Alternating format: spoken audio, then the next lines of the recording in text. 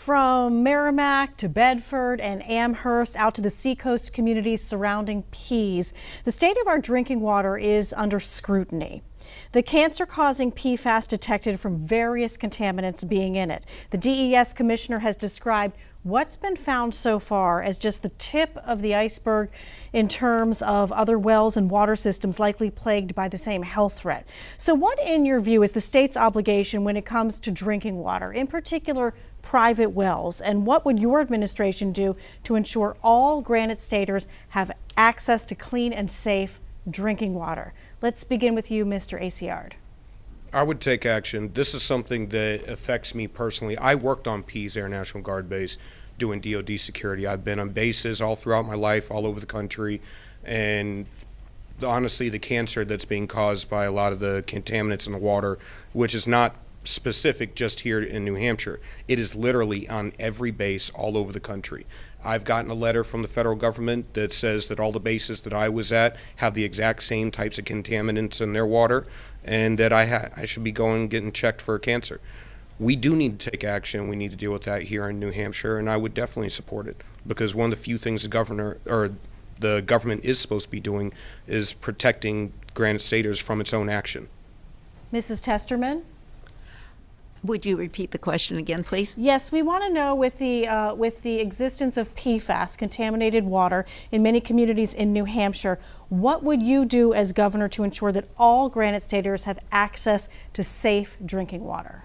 Well, one of the things that we have to look at is the fact that we have these dumping places where we're collecting waste and so forth, and that is one of the sources of the contamination. So we have to work with our legislators and make sure that when they put a bill on my desk, that it is one that is not only constitutional but also one that is fair to all concerned, that will actually address the contamination that is there. And our current governor has not done any of that. And Mr. Riley, what action, if any, would you take? Well, it's a great question, because our unique communities in New Hampshire face this. From Londonderry, they've had a lot of issues. In my hometown of Brentwood, we've had some problems there. And I think that we have to look at community by community, and we need to build a coalition. One of the problems that we have with our governor is he's not on the ground. He doesn't know the issues. He doesn't bring people together to try and get them resolved.